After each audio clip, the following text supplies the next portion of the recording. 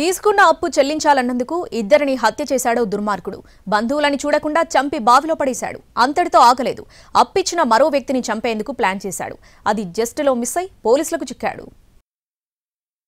కాకినాడ జిల్లా తాటిపర్తికి చెందిన గంగాధర్, సూరిబాబు, శ్రీను సమీప బంధువులు.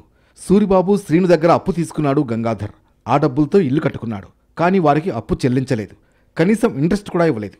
తీసుకున్న డబ్బులు ఇవ్వాలని సూరిబాబు, శ్రీను అడగడం మొదలుపెట్టారు. రేపు మాపు అంటూ డబ్బులు ఇవ్వకుండా కాలయాపన చేస్తూ వస్తున్నాడు. దీంతో వారు మరింత ఒత్తిడి చేయడం మొదలుపెట్టారు. ఈ అప్పుల బాధల నుంచి బయటపడాలంటే అప్పిచ్చిన వారిని చంపేయాలన్న నిర్ణయానికి వచ్చాడు గంగాధర్.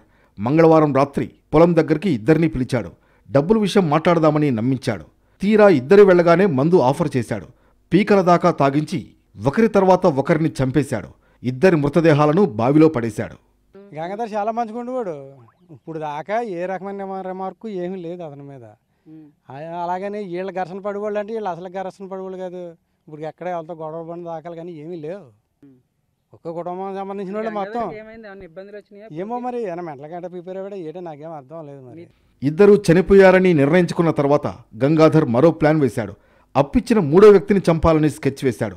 అతడికి ఫోన్ చేసి డబ్బుల విషయం మాట్లాడాలని రమ్మన్నాడు. అతన్ని బైక్ మీద వాగు దగ్గరకు తీసుకువెళ్లాడు. చంపేసి వాగులో పడేయాలని గంగాధర్ ప్లాన్. ఇందుకోసం అక్కడ ఓ డ్రామా ఆడాడు. తన ఫోన్ పడిపోయినట్లు వెతుకుతూ నటించాడు.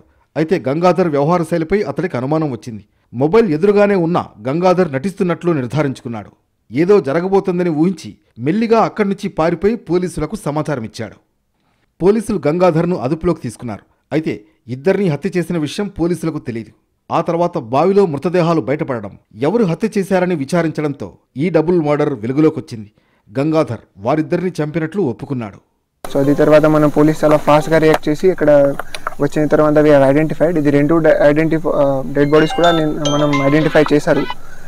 అది టూ పాసిబిలిటీస్ ఉంది. ఒకటి పాసిబిలిటీ ఇది కొంచెం మనీ డిస్ప్యూట్ గురించి ఒక మన దగ్గర ఆల్రెడీ సస్పెక్ట్ ఉంది.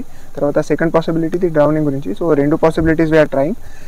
గంగాధర్ ఎవరెవరి దగ్గర ఎంత మొత్తంలో అప్పు తీసుకున్నాడనే దానిపై పోలీసులు ఆరా తీస్తున్నారు. గత చరిత్రను తవ్వుతున్నారు పోలీసులు.